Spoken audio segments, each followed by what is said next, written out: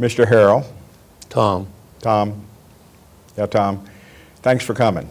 You came from North Carolina? Salisbury, North Carolina, yes. Salisbury, North Carolina, and That's my home of the last 62 years. But you are originally from Pulaski. Pulaski. Born in Pulaski in July of 1925 to Thomas D. Harrell Sr.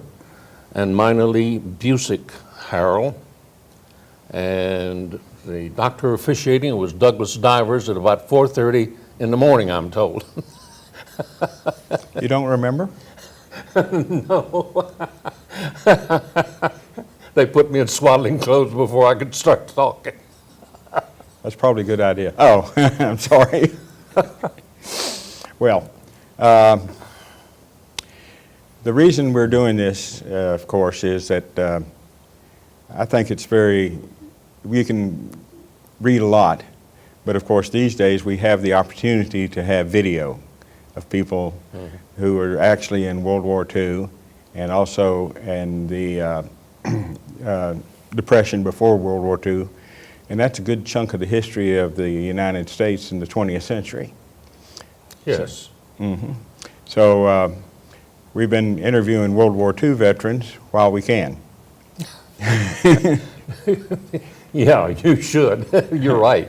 I've watched them disappear. I served in the China-Burma India Theater, and we had a chapter of CBI veterans in the Charlotte region, and in '95 we had 48 members. Today we have 4. And I'm the commanding officer. I was elected to that office in 2003, and the CBI Veterans Organization officially went out of business in 2005, and I got to keep the title, and I'm taking it with me. Okay, well, good. Okay. So you were born in 1925. Yes. And then you in Pulaski. Yes. At the old hospital. Well, wait a minute. Where was he, or where at home? No, I was born in a home owned by the Chrisley family, which was located, I believe the address was 402 Southeast 2nd Street. And my parents bought a home on South Madison in 1929, and that's where I grew up. I went to Jefferson Elementary School, of course, and then later went to what is Pulaski High School, located on 3rd Street. And because my mother was a gardener, I had all my meals at home. I never ate one single meal in the school cafeteria. Never one? Not one. And never rode a school bus except when I was on the football team. Okay. Because we had an hour for lunch. We could walk home in 20 minutes. The meal was on the table. We had 20 minutes to eat, 20 minutes to walk back. And that's the way we lived. My father did the same thing because he was working at B.D. Smith & Brothers. He was a printer and a pressman, a printing press repairman, and he worked for B.D. Smith & Brothers, I believe it was 48 years. And it was just part of growing up. One of the things when you and I first talked about doing this program, I mentioned to you that I would like to talk about my teachers because I'm a product of the Pulaski school system. Okay. One of the things that my father did for me in 1935 for my 10th birthday, he gave me an airplane ride. We went out to Loving Field, and it was on a Sunday afternoon, and my dad played it very smart. He waited till everybody that was in line wanted to go for a ride because the pilot was flying a Taylor craft, I remember that, and it was up in 5 minutes and land, up in 5 minutes and land. Well, after the line was down to 0, he walked over and he told the pilot, he said, I would like to go for a longer ride. I don't want to take my son with me. And immediately, how much do you two weigh together? We were under the limit, and my father negotiated a deal to take us all the way over the town of Pulaski and to where I could look down and see where I lived on Madison Avenue, where I'd grown up. Well, by the time we landed, 12, 15 minutes later, I was hooked on flying, and for that moment on, I was obsessed with the idea that I wanted to fly, could fly. Well, then let me jump ahead, because apparently a lot of people knew about it. And in the civics class in 1940, had to be 42, the teacher was a woman, as I recall her name, she was Mrs. Simmons to me, but I think her name was Virginia Simmons. And she said to me, "You must recite." And this was where you stood up and told the class and her the subject matter that you had been, a chapter maybe, in a book that you'd been reading on civics. It's later called social studies, I think.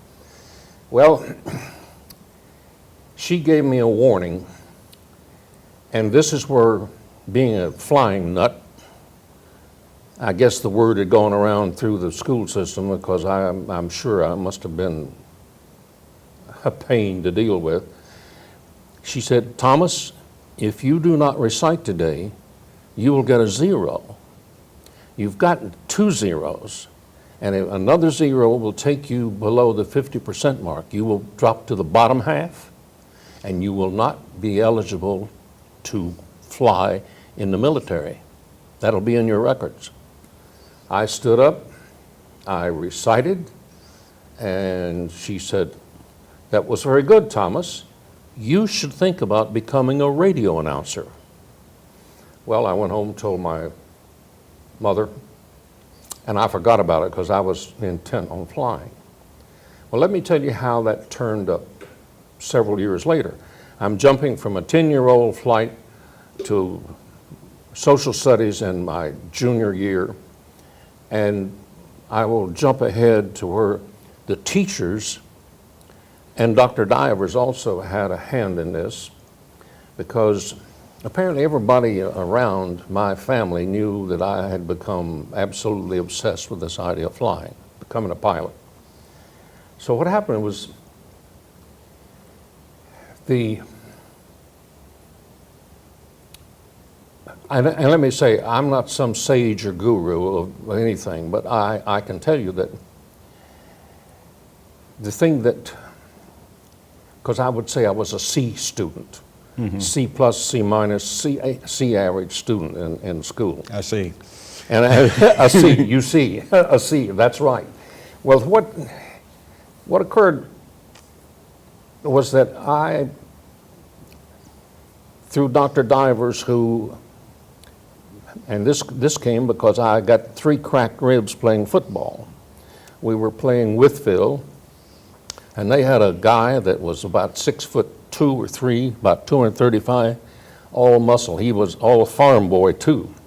They ran the single wing, sometimes the double wing. And he was just plowing into our lines, as they say, 3 yards in a cloud of dust. Well, I was playing safety with it, and I weighed 143 pounds. And the other guy on the other side of the field was Johnny Mac Owens, and he was a 2nd or 3rd string quarterback, as both of us were. He weighed 128 pounds. Well, this big fella plowed through the line, and he was on the way to the goal. Johnny Mac, who was a very good diver, he'd learned in the Virginia-made swimming pool, where we all of us kids had access.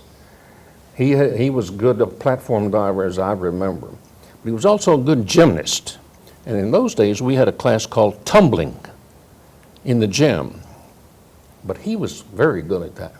He threw a flying block, and this big guy was coming at him, he was fullback. He was coming with his head down. He was just going to run over that 128-pound weakling. Well, Johnny Mac threw a flying block and hit the fella with his hip pad right square in the face. The ball went one way, the helmet went the other. Johnny did a roll, landed on his feet, and grabbed the ball. He didn't try to run it because he was in a recovery mode too. And that big fullback was carried off the field out cold. We still lost the game. I think the score was 20-6. But all of these things that occurred in that football game later, I was playing left halfback and a big end came crashing through and threw a crossbody block on me, and I had 3 cracked ribs. Well, Dr. Divers somehow or other had heard that I wanted to fly, and whenever I saw him to get get a patch or whatever it was he put on me, he told my father that I would never pass a military physical to fly because of my tonsils. So I spent 5 days in Pulaski Hospital up on Randolph Avenue, and I ate a lot of ice cream and a lot of cold soup, but I also had my tonsils removed and I was physically fit. But because of my obsession with flying, everything I could find about flying, I read. And as a matter of fact, as I just remembered, I was one of the founders of the Model Airplane Club. That's how crazy we were about, and I wasn't the only one. There were some others. Well, I graduated from high school on May 28th, 1943. And it was, the graduation ceremony was in Jefferson because the auditorium was big enough to handle everything. So several of us, and you remember the stone wall around the old Maple Shade Inn? Yes, sir. Well, we were told we weren't to walk on that. We weren't to get on it at all. In defiance, about a half a dozen of us decided we had to walk that wall that night. And I remember Titus Cox was a classmate. Farley Dalton was another one. And we, in defiance, walked the wall, and at the corner of Jefferson and 2nd Street, that's where we said goodbye. And I never saw those guys ever again. It's just one of those things that you remember. Well, I immediately, with my father's car and permission, I drove to Roanoke and took the mental exam for the Navy V5 program, because I wanted to be nobody called it then, a Top Gun, but that's what I really wanted to be, on an aircraft carrier. That's the best pilot. Well, I passed. I had the numbers, and I passed. Went to Washington for a physical at my father's expense. Stood up all night long on a train, left around 9:30, 10 in the evening, and got to Washington. Grand Central, the central train station there was close to where the physical was taking place. Walked in, took the physical. My blood pressure was 2 points too high. And there was about a half a dozen of us with similar situations. So at the end of the day, the flight surgeon, or he was a Navy officer, doctor, he said, well, fellas, this is the last day I'm going to take these. Come back tomorrow morning and pick up your papers. Well, can you imagine a bunch of 17-year-olds running around in Washington, and they had paid for our meal and gave us a meal check to go somewhere? I think we rolled into the Dodge Hotel down by the train station at 2 or 3 in the morning. Went back to pick up our papers, and this Navy doctor said, I didn't finish my papers yesterday. Let's see if you can pass. Get back on the table, still 2 points too high.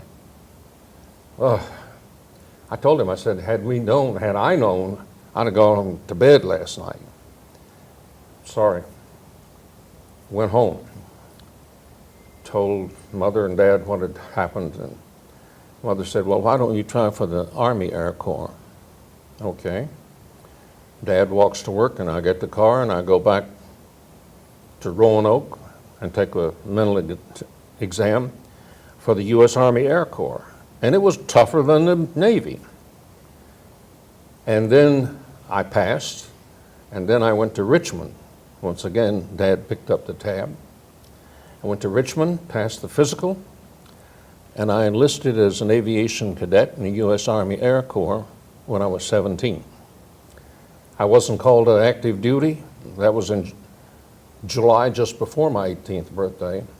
I wasn't called to active duty until about the latter part of October, 1st of November.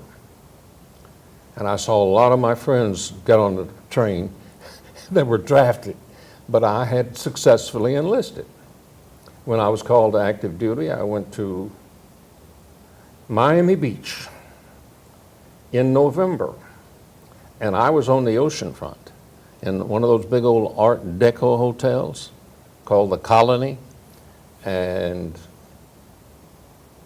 the mess hall was in the Tides, another oceanfront hotel, and we did all of our exercises in the sand in the beach. And they had dug some holes in the sand, and they had logs you had to run across and all of that sort of stuff. And in some of the hotels that were still operating for tourists, or in some cases I think they were locals, there will always be a bunch of women watching us run around in our, because we didn't have bathing suits, we just run around in our GI issue shorts. Well, that was, you had to get used to that. Well, from there, I went through classification and was washed out because they said I was ambidextrous. And that would be a hazardous to me in a cockpit and to anybody else in an aircraft. They put me through a test 3 times, and I didn't follow the proper sequence. I disagreed completely, but in my mid-50s, I began to think that maybe they were right, because it began to show up in an automobile. Well, anyway, I had fired either expert or sharpshooter with 5 or 6 different weapons. I wasn't going to be a pilot, but I figured, well, at least I'll fly because I can become a gunner. But now, let me back up to what my mother had done. In the spring, sometime in February or March of '42, my mother read a story in either the Southwest Times or the Roanoke Times that there was an extreme shortage of typists, that Washington, the government, was unable to keep up with the records, and the military was falling behind also. So my mother decided that I was going to take a typing class at Pulaski High School, summer school, and there I was with 14 girls, while my friends Bill Huff and Doug Crowell and George Tench and a couple of others, they were in Virginia Beach. Now they were down there, they weren't lifeguards. Those jobs were hard to come by even then. They were working in kitchens, they were working in hotels, motels, whatever, making the beds, cleaning, but they were at the beach. I was in this classroom with 14 girls. Well, my father, he was plant manager at B.D. Smith Brothers, but they also had an office supply store. He bought an Underwood typewriter, brought it home. So not only did I compete with 2 girls, I never could beat 2 girls that was in that class were typing in the 65 and 70 range, and I got up about 55, basically error-free. That turned out to be a very salutary event in the military for me, because when I was washed out as a cadet, virtually everybody else that was washed out went to either troop carrier or combat cargo. They didn't go into, because apparently the supply line had what they needed to finish the war, even then. Well, I went to Las Vegas, New Mexico, up in the foothills of the Sangre de Cristo Mountains, for what was then called flight clerk school, which later became loadmaster, how to properly load a plane. And that was essential. And when I finished that school, I was sent to Love Field, Dallas, Texas, 5th Ferry Command headquarters. I got to the headquarters by a very interesting kind of route. The morning I arrived, there was about 20 of us had come in from the flight clerk school. And this first sergeant walked out and he said, "Anybody here type?" 4 hands went up. He pointed the first guy, "How fast?" 20, 25. 2 more said, about the same, about the same. Got to me and I said, 50, 55. He said, "Get your gear and come with me." That sergeant's name was Joe Shoemate.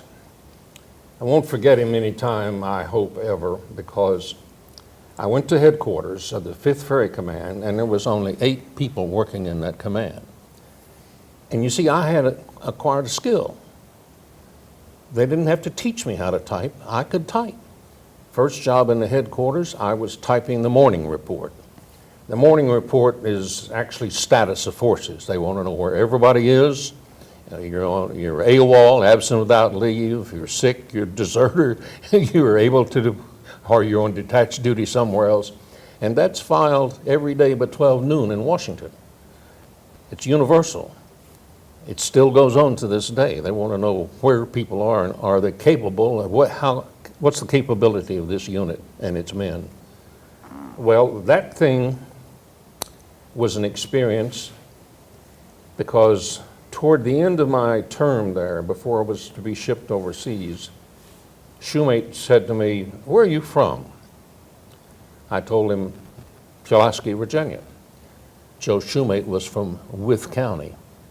He graduated from high school in 1936. There were no jobs. He managed to successfully enlist in the U.S. Army Air Corps. And then he told me, he said, all those guys could type about as fast as you, but they didn't want to. I don't know where they went, but I know I had a cushy job.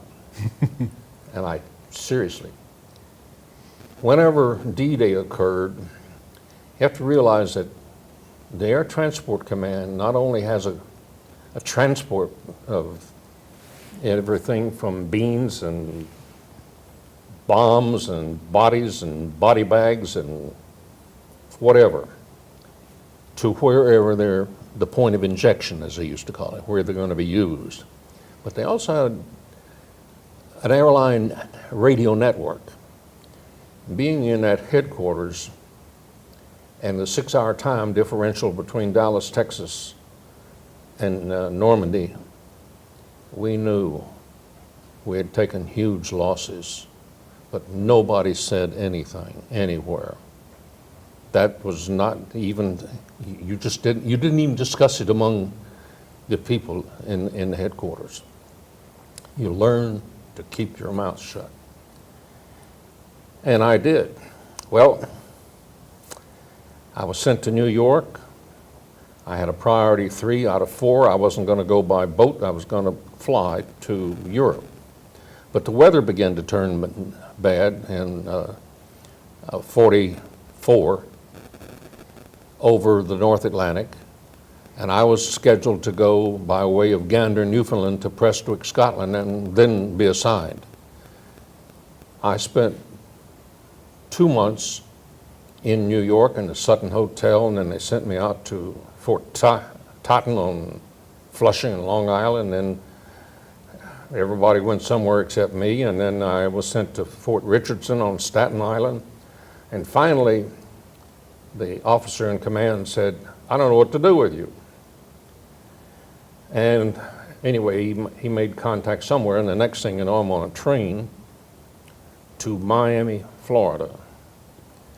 And when I got there, Florida, in Miami, I reported to an MP station, and they sent me out to the airport, and then I was on my way, by way of British Guiana to Brazil, across the South Atlantic by way of Ascension Island, and then to Accra in what was called the Gold Coast. It's now Ghana. That was another staging. And when I got to Ghana, I finally got the express and went straight through to Karachi, India. Second day in the replacement depot, this captain walked in and called out my name. And I stood up, and he motioned me to come over and said, go with this driver, and there was an Indian driver. He will take you to pick up your gear at your barracks, and he will take you to your assignment, which turned out to be a brand new, beautiful airline facility built by the Germans in the early 30s in Karachi. It was this municipal airport for the city of Karachi. Well, I walked into reported to the MP once again, and he said, take the flight of stairs over there to the right, go to the second door to the top of the stairs, and report to the sergeant in that room. I walked into that room, and so help me, the sergeant who had shipped me out of Dallas, Texas, was sitting there. He wanted to know what had happened to me. He implied I'd been on paid vacation. I said, it may have been a vacation, but I haven't been paid. Well, that was the headquarters of the India-China wing of the Air Transport Command. I did not know that my orders were coded, so they knew that anybody who had worked in a headquarters would be identified, and I was, because I could type. All because my mother had read that story. I could type. Well, I still wasn't flying. But because I was handling special orders as well as the morning report, and my typing skill had improved a little bit, I saw an order one morning that came in February 45, and I saw that there was a shortage of radio operators because we'd lost a lot of aircraft. The average loss, most people do not realize, the average loss of aircraft from September 1, and that's where the records were started, of 1939 when Hitler invaded Poland, we lost 170 aircraft daily on average. A lot of crews went down. They didn't make it, they didn't all jump, and they didn't all safely land. We lost an enormous number of men. Anyway, the captain, and I still remember his name, Captain James A. Smith, he said, Harrell, don't you understand, in a headquarters unit, if the Japanese successfully invade India, we'll be the first out of here on a plane? I said, but I'd like to fly. Okay. I went to radio operator school in a place called Gaya in India. In 5.5 weeks, I became a radio operator, and that was 6 or 7 months in the States. But by the time you were at the point of inflection, they had realized you weren't going to take a soldering iron with you in the air and repair a piece of radio equipment. It was plug in and plug out. You had to learn to operate it and learn the protocols of communicating position or whatever it was that the pilot wanted the ground to know.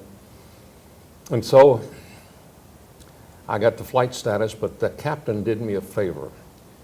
In appreciation or something or other for the job I'd done, I didn't get assigned to fly the hump on a regular schedule between India and China. And the goal of that operation was to keep the Chinese military in the field against the Japanese and tie them down in China rather than having to take an island away from them, because the cost to us and to the Japanese was horrendous. Well, I got the flight status, and I got to go back to headquarters. And from there, I had just absolutely wonderful experience. I wound up going into and out of 43 countries. I had flown to South America and was coming back frequently into Africa. And one mission was not over and back. One mission could be out of Karachi to Cairo to Khartoum we had a base in Chad and a couple in Nigeria, and we may be going all the way back. And you'd be gone for a week. I got to see Central Africa, a part of Northern Africa. I was in Saudi Arabia, Iran, it was called Persia. We called it Persia then. And I just simply got to see a big chunk of the world. And I left by way of Miami, I got to see a big chunk of Africa, Asia, Australia. And I came back by way of San Francisco. I had been in 43 countries on 5 continents, and I'd flown all the way around the world and was home before I was 21. Mm-hmm. That's my story about the military. Now, a lot of that. Well, you said something, we've been talking about this before, that you actually did fly on the, or did you? All of my trips across the hump was Hump. after the war was over, yes. Because we were delivering aircraft to Chiang Kai-shek, the nationalist forces, and Mao was already there. And I would tell you that half the aircraft we flew, when we walked away from them, I would say Mao got his share. They didn't all get to Taiwan, which is where Chiang Kai-shek was going to make his final stand. That was, that was an experience. And that, as the war was over and they began to shut down the systems, then you had to learn some navigation because there was no beacons and radio operating. They were being closed down very fast and evacuated. So you got to learn a little bit about navigation. I also got to go to Shanghai and Nanking, which was like going into what they call Zombieville today, to see what the Japanese had done to the people. It was people with just vacant stares on their face is the best I can describe. That whole world prepared me for something else. Now let me tell you what Virginia Simmons did for me. The day she forced me to stand up and recite, the only bunch of people ever intimidated me that I can remember was my classmates. They could do things to you with a look. On Pulaski. Oh, and there was some very smart students in there. There were 3 girls especially. I remember them. Colleen Hall, Alma Collins, and Jean Rhodes. Smarter than all the boys put together. And the little ways they would let you kind of know that you just didn't quite measure up. That was a poor response, a poor answer. And as I said, I was totally intimidated. That's the reason I would take a 0, then stand up. Well, that remark that I had told my mother about, you should think about becoming a radio announcer. When I got back in March of '46, I sort of acclimated because I'd been in a warm climate. It was cold here when I got back on the 10th of March. I knew that I had an opportunity to go to college. I borrowed Dad's car sometime in May after going to the high school and getting my transcript, my records, and I got 3 or 4 copies because I was going to apply. First of all, I've been informed by my parents that I could live at home and maybe they could work out something at Virginia Tech. Well, the GI Bill of Rights came along and that changed everything. That was a game changer. And I decided that I would go as far away from home as I could just about get. So I drove to Charlottesville. And I guess I surprised them because I was in the early advance of GI recipients. They not only accepted my transcript, they accepted me on the spot.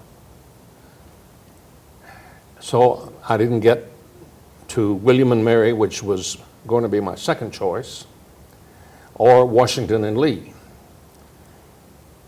Since I was accepted, I turned around and came back. And in September, I went to UVA. But you know, it was a bad choice in many ways because you didn't live on Thomas Jefferson's academical grounds your first year. You lived wherever you could find a place to live. Don Cordes, who was a classmate, Pulaski High, Howard Schrader was a classmate, And the three of us found a basement apartment in somebody's house downtown Charlottesville.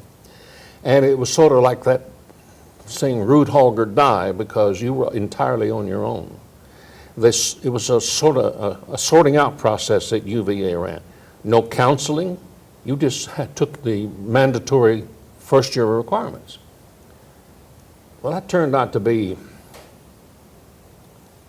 adventuresome and also somewhat of a misadventure, because you just sort of had to find your way. And an English professor, I remember him too, his name was Wilson.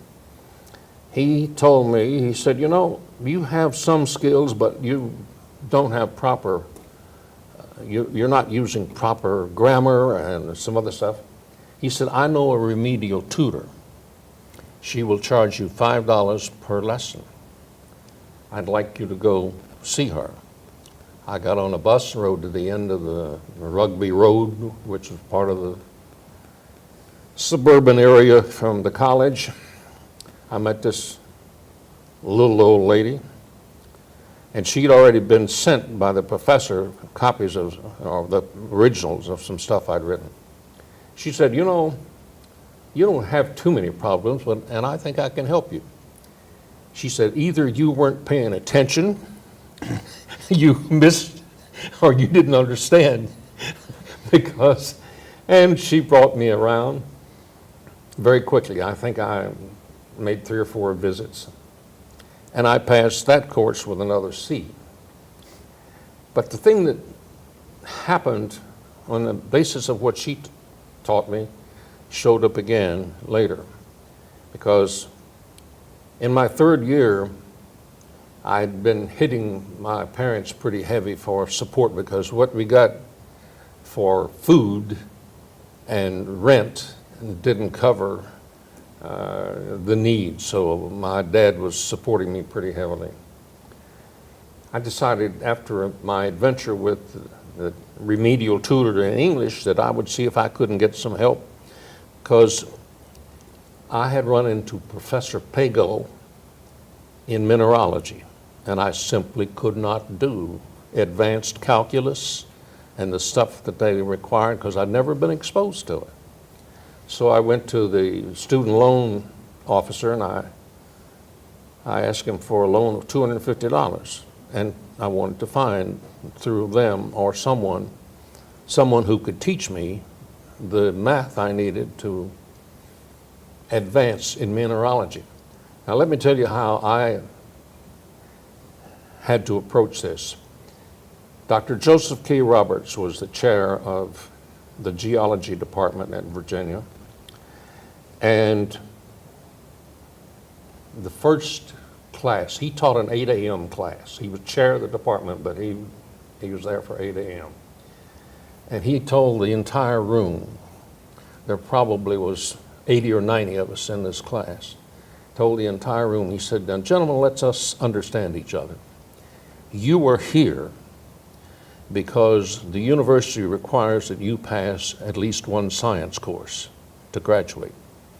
And none of you are smart enough to take physics, mathematics, chemistry, biology, and I don't know, something else, 4 or 5. And so you're here. Well, you know, Virginia collected a bunch of students like me who couldn't cut those professional level classes, so we were in geology as an introductory course. It was put there for us. And Dr. Roberts let us know very quickly. Because first thing that happened, we had some guys, you've been in classrooms, there's always somebody on the front row who wants to challenge the teacher, the professor. And we had 3 or 4 of them there. And the first thing I wanted to know, Dr. Roberts, do you believe in the thing in the Bible, the story in the Bible that the earth was created in 7 days? Dr. Roberts says, let me ask you, and he addressed the whole front row, do any of you know how long one of God's days is? He explained we were in the 7th geological era. Maybe God's resting. how long is one of God's days? You don't forget stuff like that, you know. It burns into. But anyway, at the end of 2.5 years, whenever I went back to see him, he loaned me some money to learn enough calculus to pass mineralogy. The officer in charge said, "Mr. Harrell, it is our opinion that you will not graduate from the university." This was mid-semester in my 3rd year. I was home for the break in February, late January, February of '49, and I made a decision that weekend, and once again I asked my father to let me have the car. I went back, I cleaned out everything, and I went to Washington because I had what I thought was a pretty good background as far as the Air Transport Command. I understood something about that. In the interim, I had competed and came in 2nd place for a reserve officer training course in transportation. And I was number 2, and I got to become captain commanding Company A, all the football players. But even so, I knew that man innately, I knew he was right. Went to Washington. Bill Huff, classmate, was working for the FBI. He'd been to Pasadena Playhouse in California, didn't like it, came back, applied for a job, and he was doing fingerprinting. He was a student or working there, but he had a place where I could bunk in with him. Went to Capital Transit, got the job. Report tomorrow morning, not next Monday, tomorrow morning. If you want the job, be here tomorrow morning. I called my folks and I said, "Look, I got a job. Can I just stay here and come home this weekend?" "Yeah, okay." I got the job, went in, and the personnel officer assigned me to the maintenance department. Handed me a bunch of stuff, legal pads, pens, pencils, paper clips and stuff. Took me over and introduced me to the man and the head of the department, about 24 people working there. The 4th time that guy introduced me to one of the people there, that was the 3rd time he'd called me college boy. I knew he had a problem with me. I'd seen it. I'd seen it in the military. I knew who was a threat and who was not, especially in a headquarters operation. So what I did, I just picked up everything, took it back to the personnel director, and I said, do you have anything else here? What happened? And I told him. I said, this guy sees me as a threat. I said, I'm in the wrong place. I don't have anything else. Bye. Well, here I am. It's about 10:30 in the morning. I'm walking up Connecticut Avenue in Washington, and I see a sign in the window. Help wanted. I wonder if I could do that. So I opened the door, went inside, and I was in an Arthur Mary dance studio franchise. And the woman there said, yes, we are looking for people. She looked me over and she said, well, I don't make the final decision, but at least as you pass initial, and you're a prospect. Can you come back at 2 o'clock? 2 o'clock, I go back, and the franchise owner walks around me and he said, do you have any other clothes besides what you're wearing? What do you mean? Do you have any other jacket and ties? Yeah, which was a requirement at UVA. You went to classes wearing a coat and tie, and you didn't take it off unless the professor took his off, and he only took his off when the temperature was over 100. Well, I got the job, and they gave me some dance steps. At 5 o'clock in the afternoon, the door opened, and this woman walked in, and she was about 5 feet tall.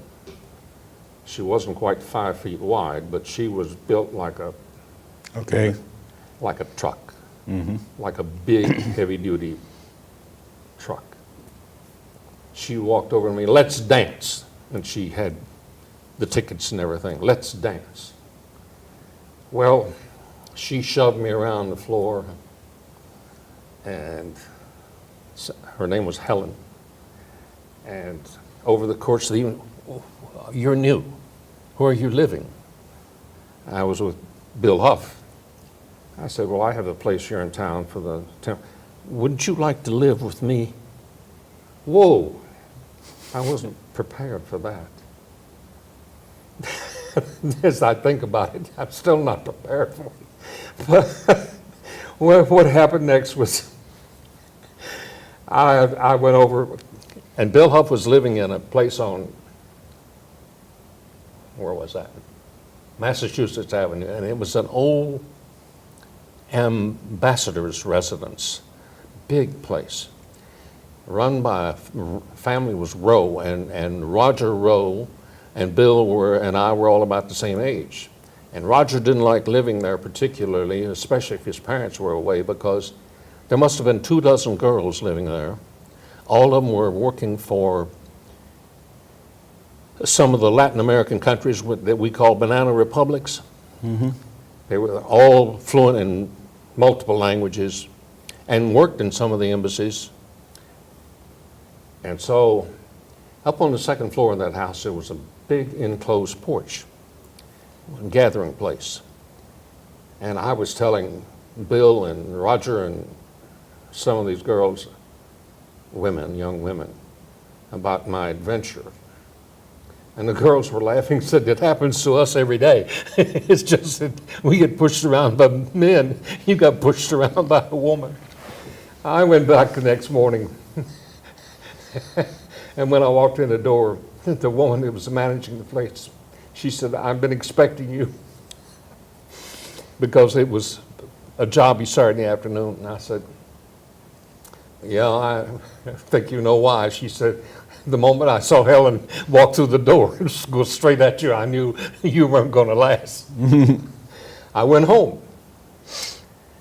And this was about the 1st or 2nd of February of '49. And on Monday morning, Mother said Dad had already gone to work, and we were at the breakfast table, and Mother said, "Well, what are you going to do?" I said, "Well, I don't know." And she said, "Do you remember Virginia Simmons telling you should think about becoming a radio announcer?" "Yeah." "Well, Dad knows Howard M. Bowden, who owns the station and the Southwest Times as well. He's a publisher. And he knows some other people down there, including the manager, because they get printing done with him. He could probably get you an appointment." I said, "Mother, I'd rather try that myself." "Well, get on the phone." She didn't. She was relentless. She was not going to let me sit down and relax. Well, I got on the phone. I called WPUV, and I asked for the manager, whose name was Robert Wolfenden. Robert Wolfenden said, "I don't have anything, don't anticipate anything," but I get calls almost every day, because this was the growth period of radio after World War II. See, radio started as a broadcast commercial entity in '21. Here I am thinking about trying to get into business in '49. So he said, "If I hear of anything, I'll call you." Wednesday morning, he honored his word. He called. He said, "Can you be in Norton, Virginia, tomorrow afternoon at 2 o'clock? Well, Dad's walking to work again. I am in Norton, Virginia, 2 o'clock in the afternoon. I do a live news program at 4 o'clock. And while I had been talking to the owner, a fellow named Jack Helms, he said, "Bill Holland is sales manager, and he will decide whether or not I will employ you." So I did a live newscast at 4 o'clock. He did the commercial because he said there's some tricks in the commercial that the advertiser wants. So I I did the commercial, and he told Jack Helms I can sell him. And that was the key. I got the job. He said, Monday morning, 8 o'clock. Here. I said, I got to find a room. He said, I'll take care of that on Sunday. He did. I started for $25 a week as an announcer on February 7th, 1949. And by Wednesday, I was comfortable with the control boards, and they gave me an assignment for the morning show. I was to start at 5:45 in the morning. And they got me a place, a room where I could walk. I didn't have a car. And I walked to work. And I was comfortable with the control boards, and they were letting me take over on a Friday morning completely. I was there, I did the job, and the manager was, he could pick up everything that you'd mispronounced, didn't understand. And when you got off the air, you walked in his office at 8:30 every morning, and he would tell you all the things that were wrong. He also had a habit, Jack Helms had a habit he had a sort of a trail around through Norton where he would go and have coffee and sit down and had his finger on the pulse of the town. And on a Friday afternoon, it was I think it was this 11th of February, yeah. He called the station about 3 o'clock, 3:30 in the afternoon, and he asked for the news director, a fellow named Vance Johnson. He said he wanted to speak to him. And there were two women working in the offices, Irene Walker, who was the bookkeeper, and Doris Stewart, who prepared the logs and wrote commercial copy. No one here except the new guy and the guy on the air. Well, let me talk to the new guy. That was me. I answered the phone. He said, there's been a shooting in the pool room across the street from the post office. Get over there, find out what happened, and get it on the 6 p.m. news. That was the biggie. Back in those days, that was the big event. I got over there, and it was a card game. And the man who was shot and killed was a union organizer. And I got the story, and I had interviews and names of two of the men who were in the card game. And they both said, yeah, he was cheating. And I didn't get to the third guy, but one of the guys said, if I'd had a gun, I'd have shot him. And that was a story that I had on the 6 p.m. news. Well, in a small town where there was virtually very little local daytime radio in 1949, the word was around, and when the boss came in at 8:30 on Saturday morning, and I got off the air, he said, I want you to call that story into the Associated Press. We're a stringer. We have a membership in the Associated Press. You call them, and you tell them, give them the story. As luck would have it, on that Saturday, the editor and bureau chief was working. His name was Frank Fuller. And he and I had a discussion, and he said, well, don't you mean reportedly? Don't you mean allegedly, supposedly they shot? I said, well, I talked to two of them, of the three, the shooter and the guy that was shot. I didn't get to them, but I talked to the other three, and two of them gave me their names. He said, you know, I'm going to take that not as allegedly reported, supposedly, but as fact. And on that very day, I became a reporter. When I went in on Monday, they were looking for somebody else to do the other chores I had besides the air shift. For the next almost 2 years, the learning curve was straight up, because the owner of that station would let you fail. You could try stuff, and he had some people there who were very good. Bill Holland, the chief engineer, was a fellow named Gene Tomerdal from Iowa. And these people wanted me to be successful because they wanted the station to be successful. As I say, that curve was, it wasn't a curve, it was a vertical climb. But I learned, and let me tell you, John, I worked 20 straight days and every third Sunday off. But as I say, for the next 20 months, I guess it was, I couldn't have had a better job where I could just simply, and that desire to learn was inculcated in Pulaski High School, and the first woman who did it to me in no uncertain terms was Your Mrs. English. Painter, Elizabeth Painter. She taught history. She was a little tiny woman, always wore black, but she was a little tiny woman, lived over in Draper Valley, and when you took American history in her, yes, you knew the dates of the wars, and you knew a lot about it, but you also knew why. And one of the whys in the wars was her bringing into that geography. Geography, the landmass, the mountains, the rivers, the proximity to oceans, all of that, she made me acutely aware. And it was another learning experience. I laugh now whenever people tell me about the greatest generation, of which I qualify. I tell you, having had Miss Painter's history class, no, I know we're the greatest generation. It was that group of people who established history. They were born around 1750 and included people that we all know, the founders. That bunch put it all on the line. Everything they possessed, family and everything else. And anybody else that was exposed to Elizabeth Painter's history knew where the greatest generation was.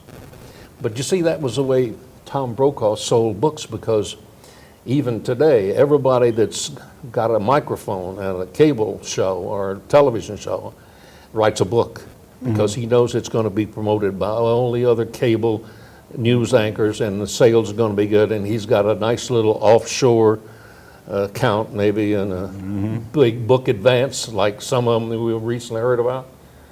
Well, that is something that feeds over into what I'm doing today, because I'm jumping ahead now, but let me back up where I was.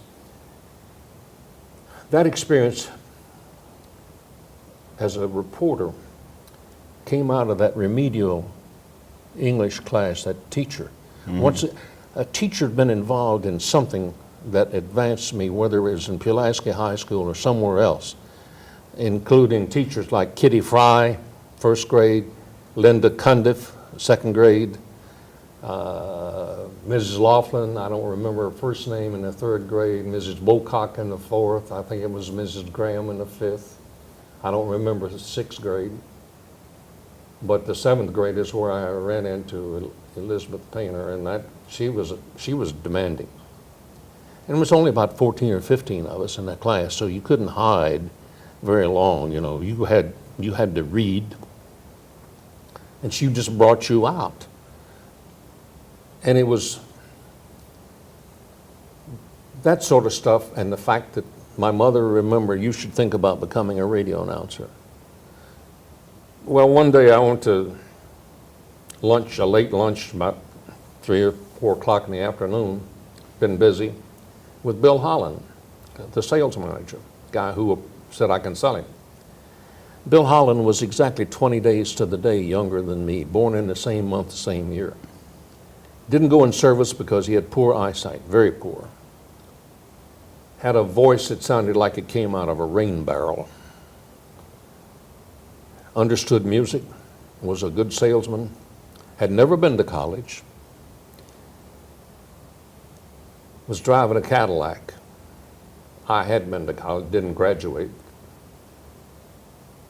I was driving a Cadillac. He ordered a steak that day, and I was scrambling for a hamburger. I went back to the radio station, and I asked Mr. Helms, I said, Mr. Helms, would you consider transferring me over to sales, because I knew there was an opening local. He was handling part, but I knew there was an opportunity. Led me over to the window, and he pointed up the hill, because you could see the road leading out of Norton going up the hill to Wise, and it was about maybe half a mile away. He said, "See those service stations up there?" I said, "Yeah." He said, "You see the one that's got all the people?" And you could see the difference. There was a Texaco station, and there must have been a dozen vehicles there. And between the other three stations, I think there might have been 2 or 3 cars. It was in the late afternoon, and the sun was shining, and it was very visible. The station that had all the traffic had been his. He said, "I'm not going to move you into sales because you don't know anything about service. And I'm not going to put anybody in there that does not know how to treat people in a service way." I thought about that one for a while. I resigned and went to work for Equitable Life Assurance Society of New York, and they promised to teach me how to sell. And I went through their basic sales course. But then I did something that was not exactly what they wanted. I decided to advertise on WNVA in Norton, where I had been news director. I said in my commercial, and I engineered a good rate because I'd worked there, I got the bottom rate, as if though I were a big advertiser. I got the bottom rate, and I ran a commercial, one in the morning, either just before 7 or just after, and then one in the afternoon around 5 before or after, so I could catch traffic. In 6 months' time, I was the leading salesman in the western half of Virginia in the T. Woody Evans agency located in Roanoke. Well, one day the regional manager lived in Abingdon, and he couldn't hear what was going on in the radio in two mountain ranges between Abingdon and Norton, and he didn't know what I was doing. He came into town, he called me and said he was coming. He said, "I want to meet you at 5 o'clock. And when he came through the door, he was in a small rage. "Who gave you authority to advertise on the radio?" I said, "All I'm saying is, I got a license. You gave me a license to sell insurance. That's all I'm saying is, I don't know all there is to know about insurance, but I know people who do, and I'm getting phone calls." Well, he didn't settle down. Wait, stop. And I said, no, let's talk to the agency director in Roanoke. Well, okay. And eventually we got to him. And he said, "Well, I got to go to general counsel in New York," because I had supposedly tilted the playing field by using radio. Eventually they said, "No, you can't use radio." So I quit. Would you believe, on the day after Christmas, I was coming out of the post office. I had a P.O. box when I was with the insurance agency. Coming out of the post office, and Jack Helms was coming up the steps in Norton. And he stopped me and he said, "I've been hearing some interesting things about your sales. Would you want to reconsider that job?" I said, "Yes, I'd like to do that." I didn't have a job. I didn't know where I was really going to go. But I knew I was going to get into sales because I found money. Sales beat the heck out of being a reporter. You might want to change the world as a reporter, or make a difference, as he used to say. But there was the money to make the difference was in sales. So I went to work back at the radio station in sales. And then one day my father, who had a printing order for Wayne Rollins, who owned WRAD, which is located here in Pulaski County, but it's licensed to serve Radford, Christiansburg. He had some printing order, and he called the plant, and my dad happened to answer the phone. Everybody else was gone, and he asked me, "Would you be willing to stay there an extra 20 or 30 minutes? I'm running late. I got a printing order I want to pick up from you." And Dad said yes, and as he was helping, his dad was helping him load, and it was a sizable order, letterheads and envelopes and stuff. His dad was helping him. Dad just said, my son works in radio. And Mr. Rollins, Wayne Rollins, says to him, what does he do? He's a salesman. Wayne Rollins said, Dad, when will your son be coming to visit you? Because he told him where I was. He said, probably next weekend. He said, and he gave Dad his card, says, have him call me. I'd like to talk to him. And I went in and talked to Wayne Rollins at WWII, which is up on the hill, you know where it is, above the river, across the road from St. Albans Sanatorium, is it? You know, Yeah, right in that well, area. that's where it was, yeah. Yeah. Well, anyway, I talked to him, and he said, I'd like you to become sales manager at a station I'm building in Georgetown, Delaware. And he offered me a job at what I thought was a fair increase.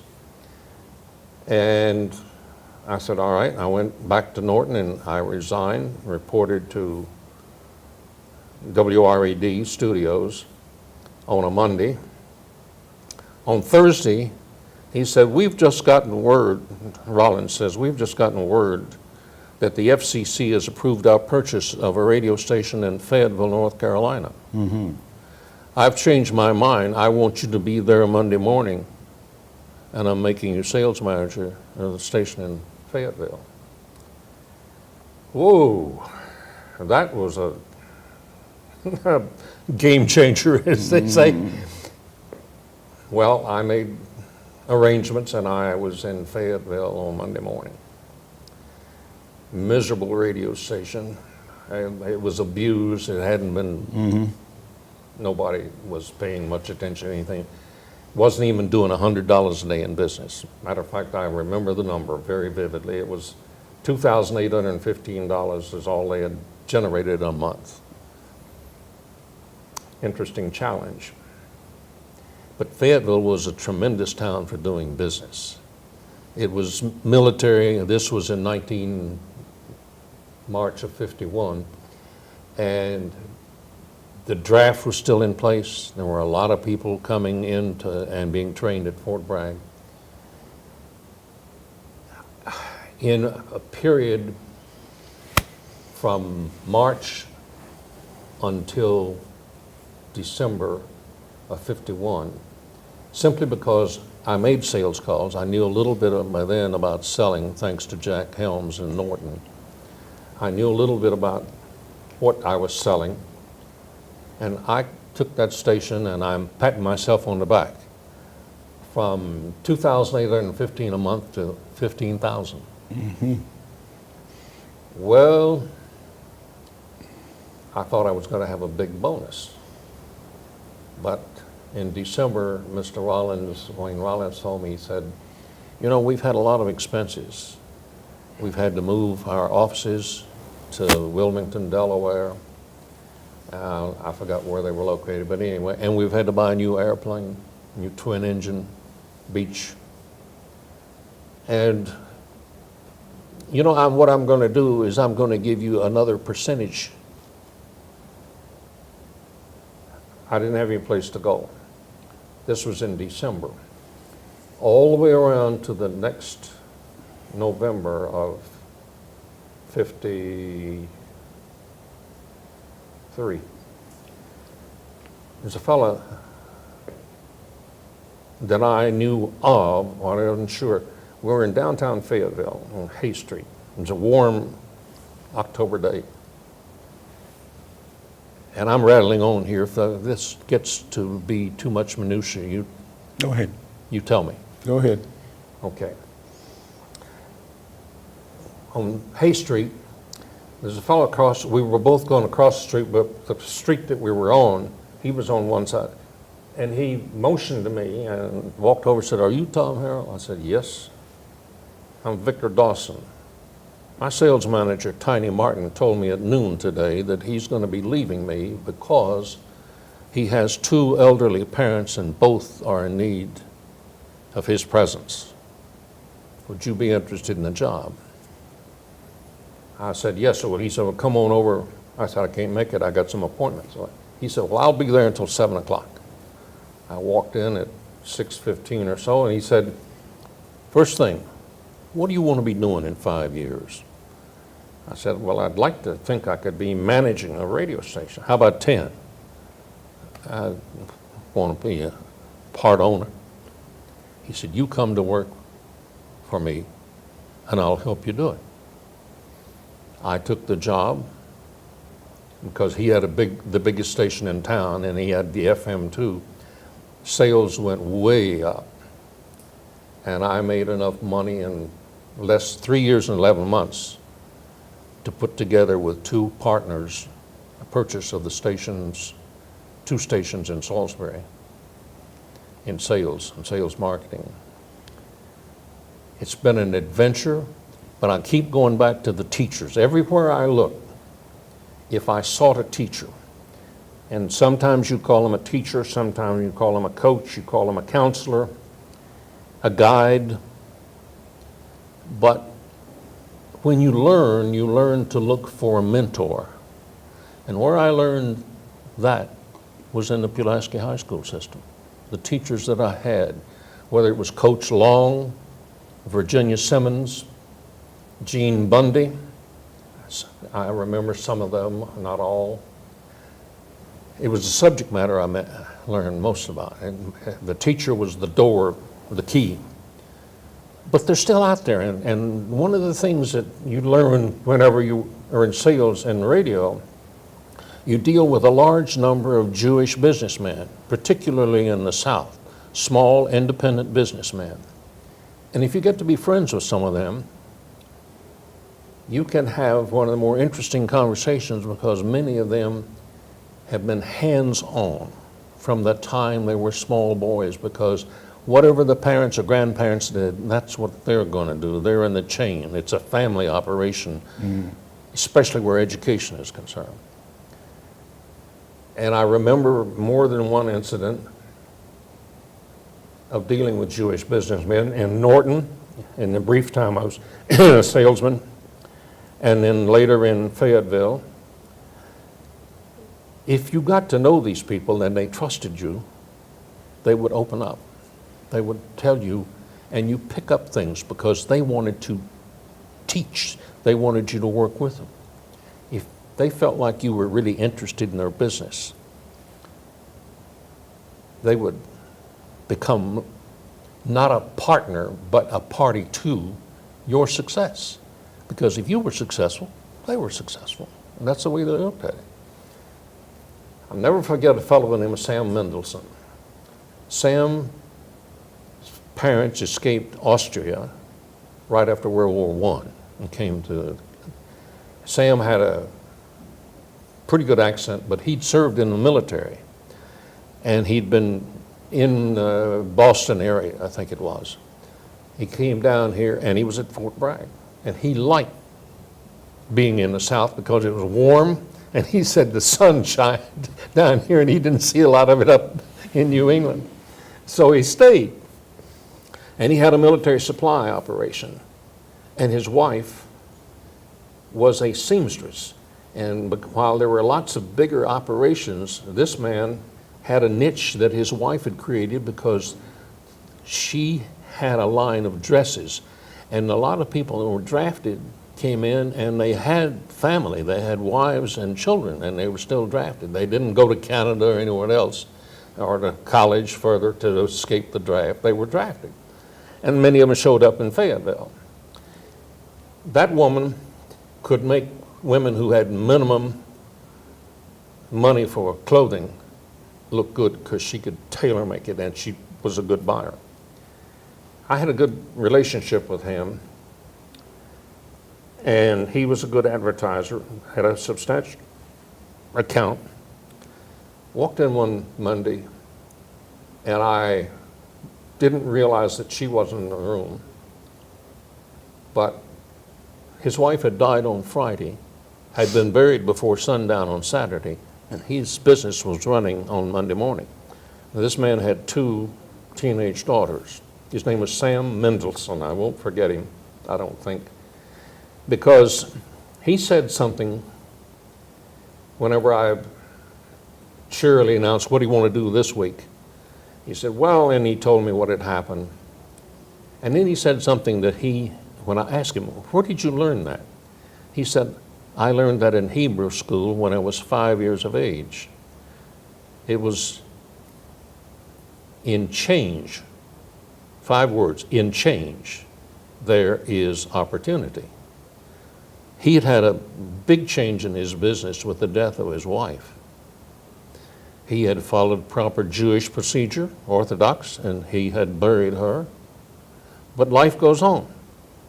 He had 2 teenage daughters he had to be concerned about. And why I tell you that story is this. There is change in opportunity, and there is opportunities everywhere today because there is huge change.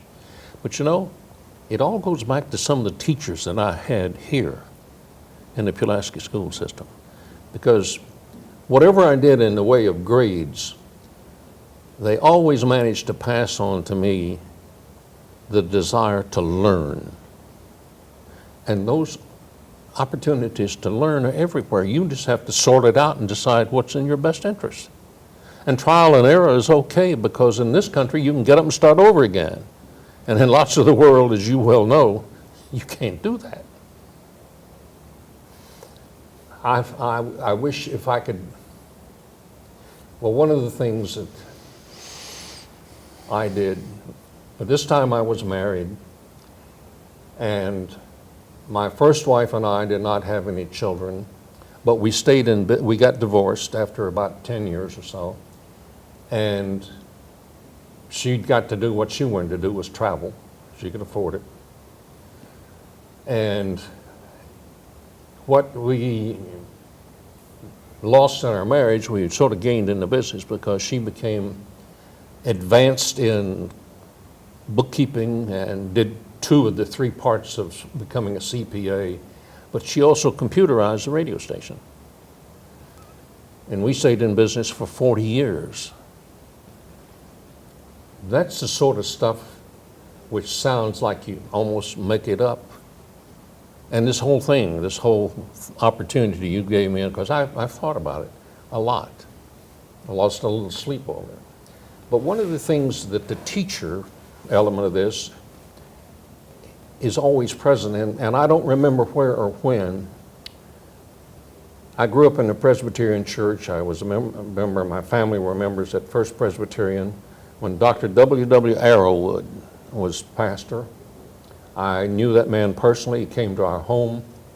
As a matter of fact, he's got an Arrowwood Chapel, which is located off of East Main, the road that goes around over to behind the veneer plant over to 11 North. Mm-hmm. But that man was another teacher. And along the way, when you begin to understand the ultimate teacher, the master teacher was Christ, well, let me tell you, one of the things I learned at Virginia was that Thomas Jefferson regarded James Madison as the greatest intellect he ever knew. Somehow or other, and I don't know where this began, but you wanted to know, who was the teacher? And who was Thomas Jefferson's teacher? His father, Squire Jefferson, sent him to William and Mary, and he lived in the home of George Wythe, for whom Wythe County is named, as you know. Mm-hmm. And Jefferson went there at his father's insistence and lived in his home when he was 14. George Wythe was a law professor, one of the very first in the nation at William and Mary, which is the second college in America after Harvard. Okay, then you have James Madison. Who was his teacher? Quite by accident, I had occasion to go to Orange, Virginia, because I was looking for some family records. My great-great was born about a year difference between him and James Madison. And since he owned land, I surely think he might have voted for Madison. However, no one seemed to know anything about Madison initially because he was verbal as opposed to the visual record that Jefferson left. He was a verbal. He communicated. He was actually a powerful speaker, but he also kept a record, was in the Constitutional Convention. He kept a record of the exchanges. Only one man spoke more frequently he did, and it was Wilson, I think, from Pennsylvania. What you got out of all that was, who was the teacher's teacher? And one day at the Orange County Historical Society, I was looking for records and I was sent there. I talked to a fellow named Kevin Clark. I don't forget what he said. When I asked him, I said, well, that little place across the road, across the street, that's the James Madison Museum. 2 rooms are personal effects, and the rest of it's about farm implements. It was in use in his Montpelier. He said, let me show you something. He went to a vault of some kind and came back. When I was asking who was Madison's teacher, and here was a letter that had come from a family in Augusta County, Virginia, that James Madison had written to someone, I don't remember the name. Here's what Madison said: all that I am, I owe to Donald Robertson. Who is Donald Robertson? Turns out that Donald Robertson was an Anglican priest, Church of England. He was also a teacher. And here's James Madison, who had gone to Princeton, and this is what you get this at the UVA. You get Thomas Jefferson in a class. I don't care how, they work him in some way in every course that you take. But here is James Madison showing up, and he says, all he owes to Donald Robertson, an Anglican priest. Because everybody thought that when Madison went to the University of what was called the College of South New Jersey, before that it had been called the Log College, it was a seminary and a Presbyterian church, everybody thought that Witherspoon who was a Scott Presbyterian minister and president of Princeton, that he was the guy who taught Madison what he was thinking and what he brought forth, because he's credited with the Virginia Plan of writing about 90% of the U.S. Constitution. No, it's Donald Robertson. But he was verbal. There's no record of being verbal. And so now you get to my willingness or interest and desire of doing this, because along the way, I had some, and I don't remember who, it was sort of a combination, I think, of who the master teacher was. And I'm talking about Christ. And the reason I bring him up at a sort of a later date is as I begin to understand what were the principal elements in marketing, in sales, in verbal communication. Here is Christ, the master communicator. But you know, I don't know whether we're in a coffee shop having a beer, I can't tell you, I don't remember. But all of a sudden, what came forth was the realization that here's a teacher named Solomon, who was also an intellect in his day, one of the smartest.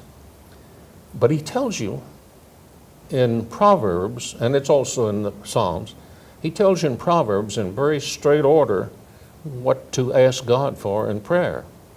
He says, ask for insight, understanding, knowledge, awareness, perception, judgment, discernment, and oh, by the way, ask me for wisdom. Wisdom is the knowledge of God, in my understanding. Well, when you put all of that together and you begin to understand, if he gives you any measure of wisdom, insight, understanding, knowledge, he gives you as much as you can handle, what else do you need? Nothing. And the world is in front of you. Now, John, how do we utilize that? And I'm soon going to be 92 years old. How do we put forth that in today's marketplace? Because it also is in huge tumult, turmoil. And every one of those situations to me represents an opportunity. Have to recognize it, have to have a desire to figure out how to use it to your particular advantage. And whenever you offer me the opportunity to come here this morning, I thought about it. You know, I was a little bit reluctant, I think. And then the more I thought about the opportunity you gave me to talk about, because as I've said repeatedly, it started with the teachers I had here. It started with Dr. Arrowwood. It started with Kitty Fry and Linda Condiff. And in the All very of those beginning, we're at Jefferson. And I really had my comeuppance when I ran into Elizabeth Painter in American history, because that woman she was a Tough cookie. She was tough. And there are stories about her that I could go on and on that I remember. That woman walked off of the farm they had over in Draper Valley out to the highway and caught a bus and came into Pulaski every morning. And she waited in the bus terminal in Pulaski, in the Greyhound bus terminal, until somebody, the custodian or someone, opened the school, Pulaski High School. And I don't remember the who, but somebody learned that what she was doing when it happened during the war. And they demanded that she be given a key to the school. And it was given. It should have been. But I repeat myself repeatedly repeat myself, is the opportunities that came my way. First of all, you have to try to learn how to recognize. And that's another thing that the teachers, they expose you to, you know, a C student winding up owning and operating his own radio stations for 40 years. That's not an accident. That's a desire on my part, but the real desire was meeting people, finding mentors. And they're here. They're here today. They were there for me 70-some years ago. And you still think that you find mentors? Yes. Don't you? Yes. Well, and you have reached the credentials that I never got to, because I didn't know advanced calculus stopped me cold. Now, Well, it slowed me down. And I never had use for any of that from that day to this. If I ever learned, it was fundamental math, you know, income, outgo, and what's left is yours. That's all you need sometimes. That's all, plus and minus. I got that in the 4th grade, as I recall. That's when I ran into the multiplication table, and that was a sorting out right there. Long division, I remember it well. So in other words, throughout your life, starting in Pulaski, you've had a number of different experiences, and some of them, and you've had a lot of mentors. Yes. But one of the things you've learned is to take whatever happens to you and learn from it, regardless. Yes. You know, every morning you get up, and if you give any thought to it, there's one thing you can control, yourself, and that's your attitude. And if you want to go around depressed and think, you know, oh, misery, how much of it do I have to endure? Help yourself. But if you go looking, but you also have to, there's another thing, I'm glad you allowed me to pursue this little angle. You have to, when you're looking for people who can teach you, you have to have enough basic knowledge to relate to them and engage, because they too don't want to waste their time with. So you want to be a teacher as well as a student. And you just opened and you reminded me of something. In the 40 years that I was president and general manager of the corporation that ran an AM station and an FM, we had 34 employees, including myself, 2 separate stations programmed separately and in the same building. I would tell you that maybe 230, 40 people worked for me over that 40 years. And because of some of the things that I had been taught, I put to work, and I would say out of that 230, 40 people, about 60, maybe as many as 65% of them took entry-level jobs, minimum wage, and turned it into a lifetime career. And that's one of the biggest satisfactions that I'm not rich, I'm comfortable. I don't owe anybody anything that I'm aware of, including the IRS. And that has been a byproduct of all of this. And I look back sometimes and where did I get that? And I try to remember. And one of the things that I started doing a few years ago, and I have legal pads full of names, as I remember names and situations, I can associate them, and sometimes I make a note of what I had in connection with these people. Mm-hmm. And I'll bet you I got 1,000 names over those years that I've been involved in the community. And one of the things that I have survived a cardiac arrest and 5 heart attacks and colon cancer, and I have COPD and kidney disease, all the stuff that comes with the neighborhood I'm living in. Mm-hmm. But Tell me not to go down to Salisbury. just go through. Oh, okay. It's on the interstate. Just slow down so you can see where you're. But when you look at all of those names, you realize that they made a contribution to you as well as you might have to them. And that is a satisfaction you get. And it all starts with the teachers, the mentors, the guides, whoever they are and whatever role they played. And how do you sell that today? That's really, and when you're selling, sell an intangible. Because whenever you leave, if you're selling cars, you leave the dealership. Appliances, furniture, you leave it behind when you go somewhere. But if you're selling an intangible, guess what? What's behind your eyes and between your ears, you take with you. And it stays with you for a life. And that's accidental knowledge you get along the way. And there's none better because you don't forget it. Sounds like a good idea, especially these days, because we've got a lot of what you're talking about is when you make something of intellectual value, as we say, you usually have to exercise your intellect enough so that you learn more than you give away.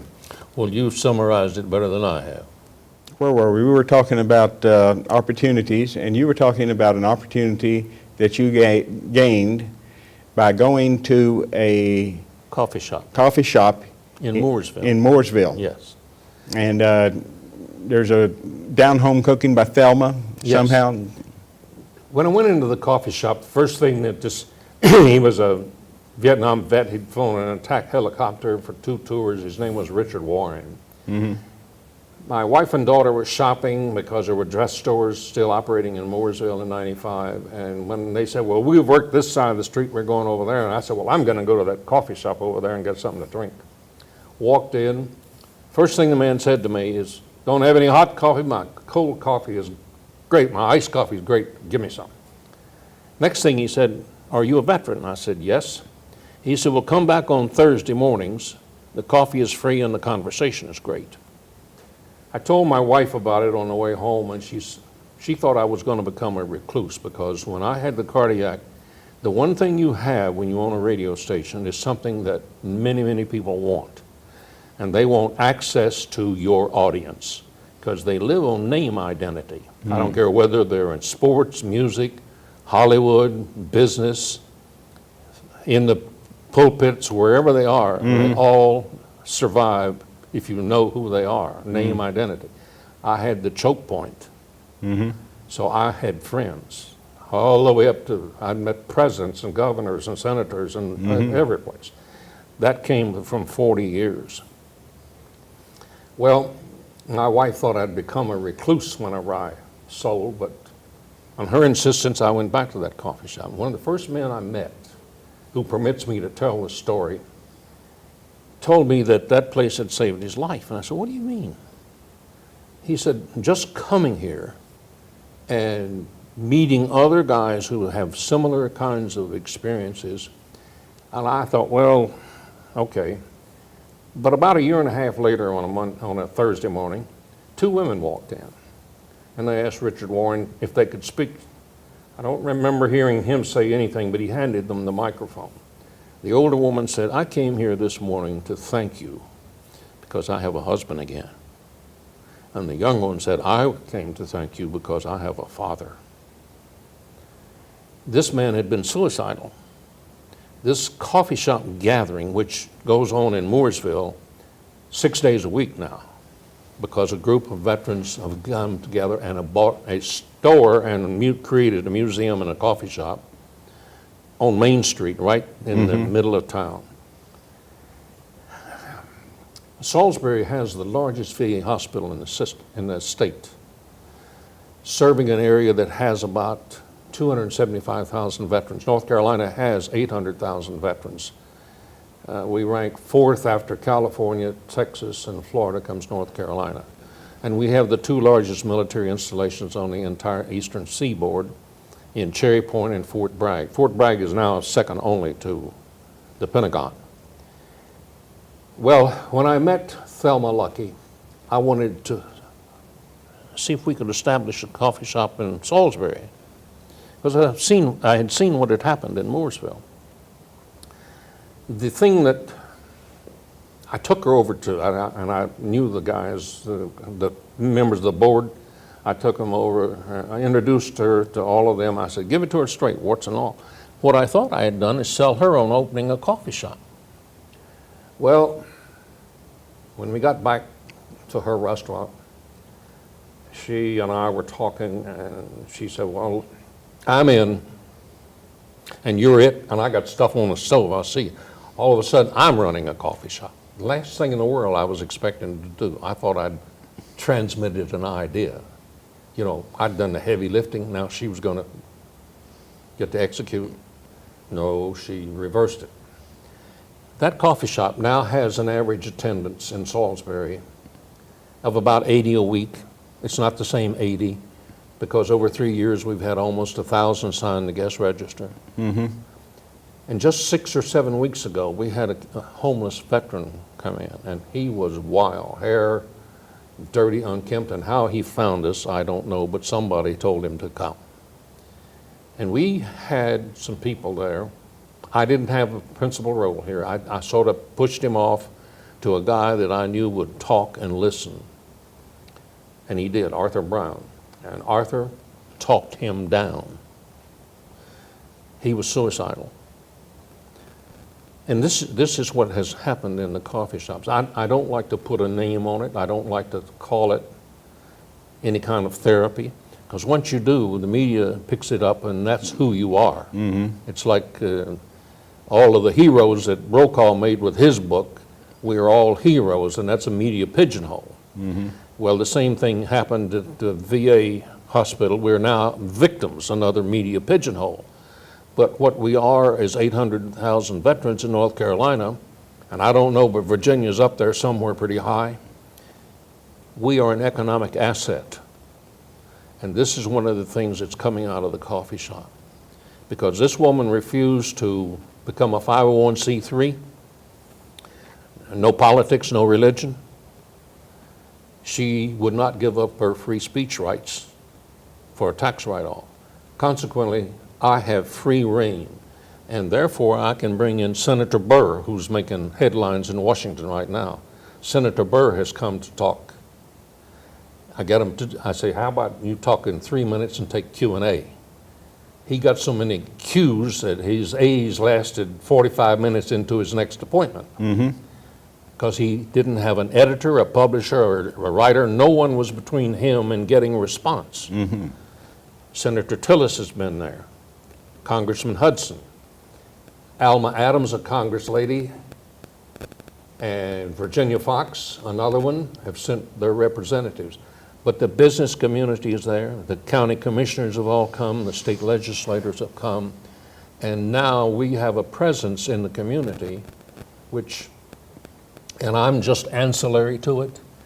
But once again, it's how do you serve? How do you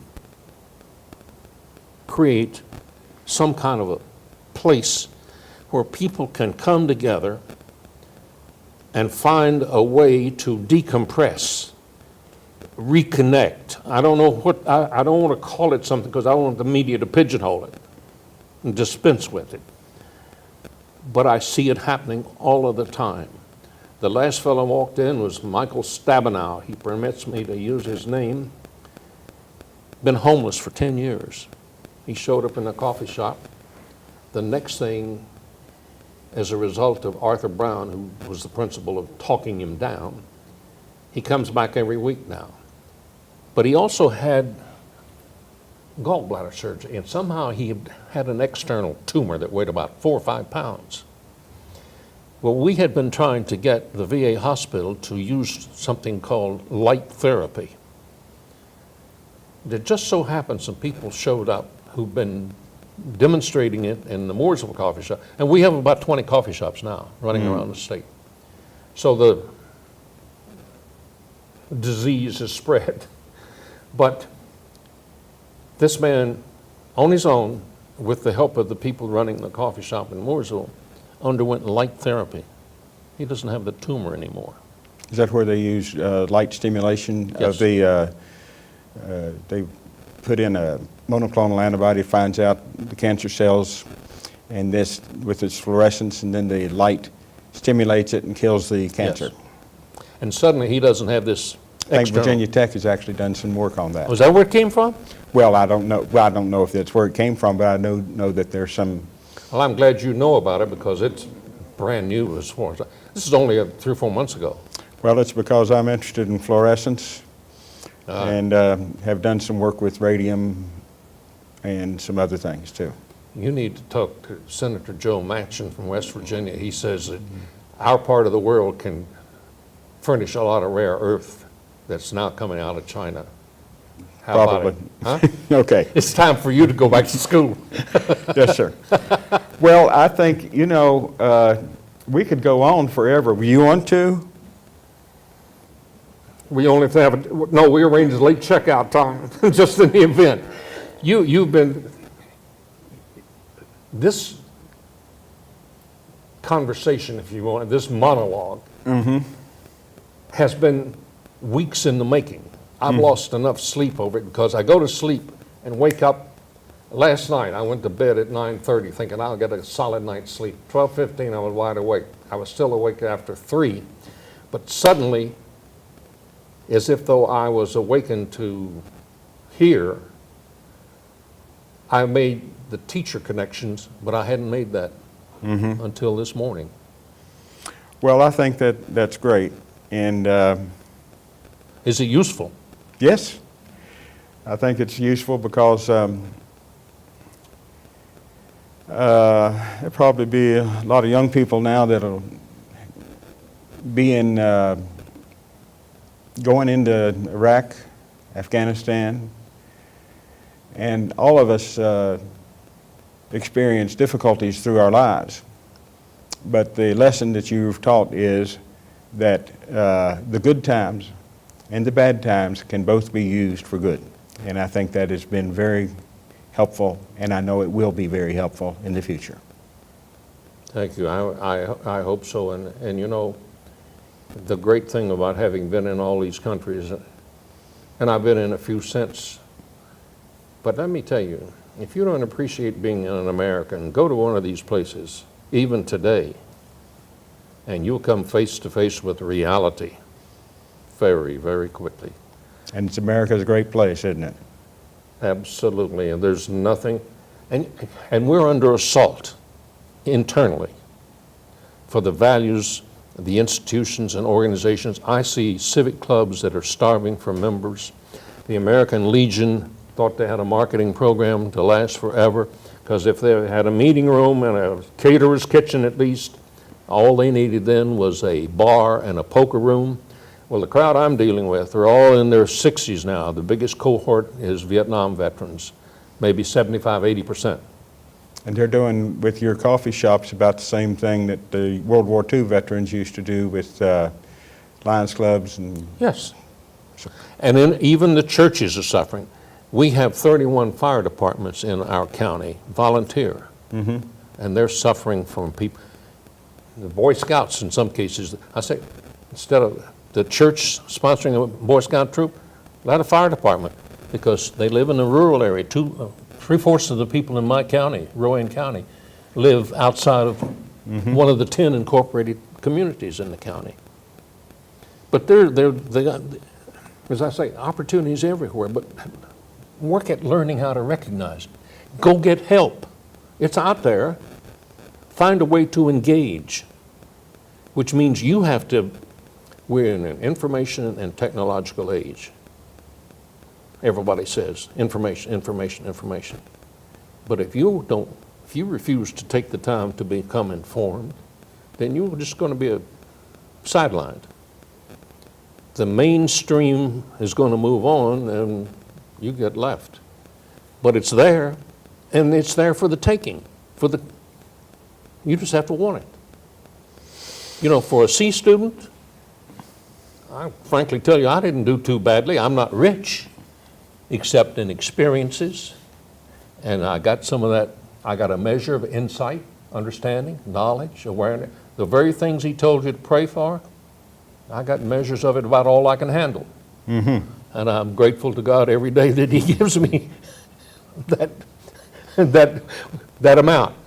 He gave me, it's adequate, but you have to ask for it. You don't have because you don't ask. And it hasn't been revoked to my understanding to this hour. And I really am grateful that, sleep loss notwithstanding, I'm grateful you gave me an invitation and an opportunity to come talk. Well, we're grateful that you came here. And Thank we you. thank you, sir. Thank you very much, John. Right.